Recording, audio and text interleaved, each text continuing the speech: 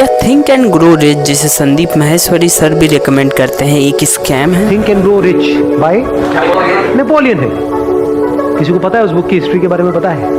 क्या इस बुक की शुरुआती झूठ से तो नहीं हुआ? क्योंकि नेपोलियन हिल का कहना था इस बुक के आइडिया उन्हें एंड्रू कार्नेगी ने दिया था, जो कि उस टाइम के सबसे अमीर बिजनेसमैन और लोकप्रिय बिजनेसमैन थे, क्योंकि वो चैरिटी और फिलैंथ्रोफी भी करते थे। और उनका मानना था कि ऐसे सर्टेन प्रिंसिपल और लॉज होते हैं, अगर कोई भी उन्हें फॉलो करे तो वो सक्सेसफुल बन सकता है। अब इसके बाद नेपोलियन हिल लगातार 20 सालों तक बड़े बड़े लोगों का इंटरव्यू लेते हैं, जैसे Henry Ford, Thomas Edison, Theodore Roosevelt, जो कि अमेरिका के राष्ट्रपति भी रह चुके। और उसके बाद 1937 में उन्होंने इस बुक को लॉन्च कर दिया। यहाँ प्रॉब्लम ये है, देयर इज नो एविडेंस कि उन्होंने कभी भी इस इंटरव्यू को लिया था। नेपोलियन हिल से पूछा गया कि एंड्रू कार्नेगी के आपके पास लेटर्स भी तो होंगे, बट उनका कहना था कि वो सभी लेटर्स जल गए। कई लोगों का मानना है कि नेपोलियन हिल ने इसे मार्केटिंग यूज किया, क्योंकि एंड्रू कार्नेगी को लोग पसंद करते थे। इसकी वजह से ये बुक, उस टाइम पे ये बुक बेस्ट सेलर था। आज के डेट में इस बुक के 100 million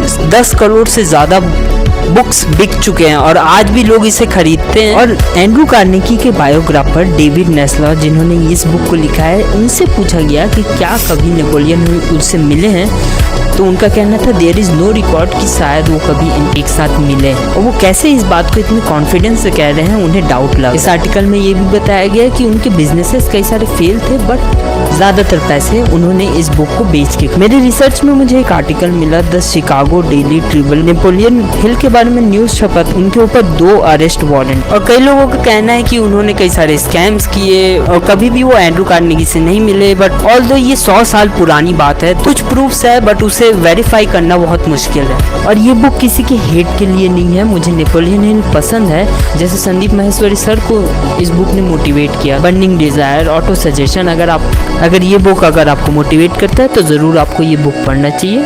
and thank you so much for watching.